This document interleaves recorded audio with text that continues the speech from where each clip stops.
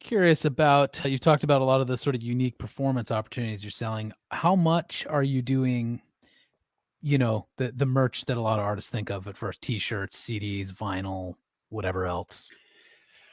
I don't do vinyl because it's expensive to make, but more importantly, it's delicate and takes up space to transport. And so it just feels like the cost benefit is that's hard to swallow. We sold last year just online, we sold $19,500 in merch, but most of the merch that we sold last year was on the road. We probably around $100,000 in merch, right? And so we're selling a lot of it, and there is a tremendous amount of effort that goes into coming up with cool designs, continuing to change what we're selling, trying to guess the bell curve of the sizing for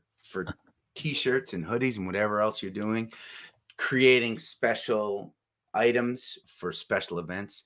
We're beginning to do a lot of print to order stuff, which has saved a lot of those logistics. But a good portion of what we make live, somewhere between 25 and 30% of our, and maybe 20 to 35% of our income on any given night is merch on top of what we're making, even when we're playing.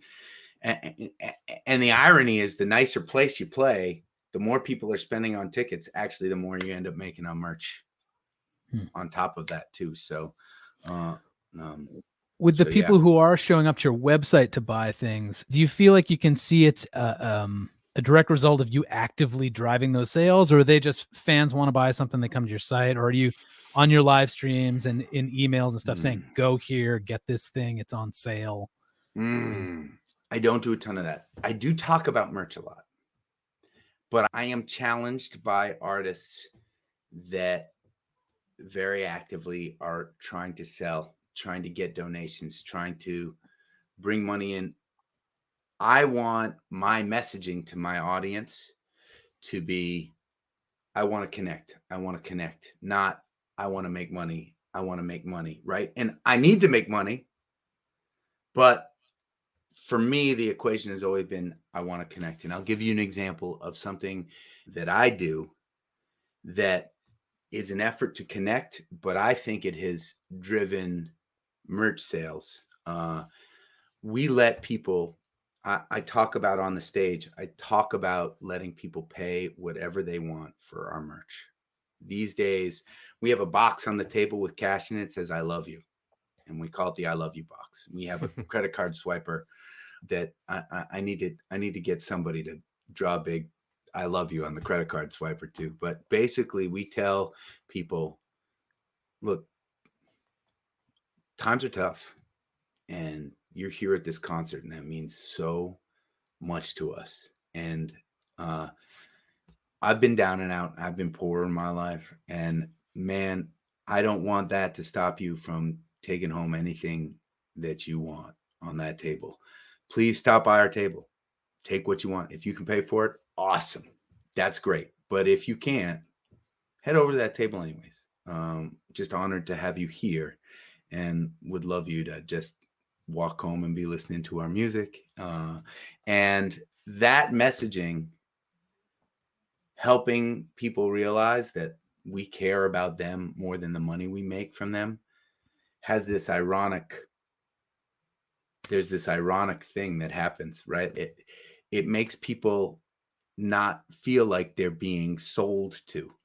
It makes people feel like, oh, this is the kind of artist and community that I feel really comfortable being a part of and I want to be part of it more. And you know what? I want to wear that t-shirt. And so over these years, I think relative to what we gross in ticket sales, our merch numbers are pretty high, even though that's the only messaging they get from me as far as merch. I'm not trying to hammer them on merch stuff. In fact, I even make fun of people that are planning to buy our CDs at the table. I say, for those of you dinosaurs out there that want to buy CDs, please buy them. They're there.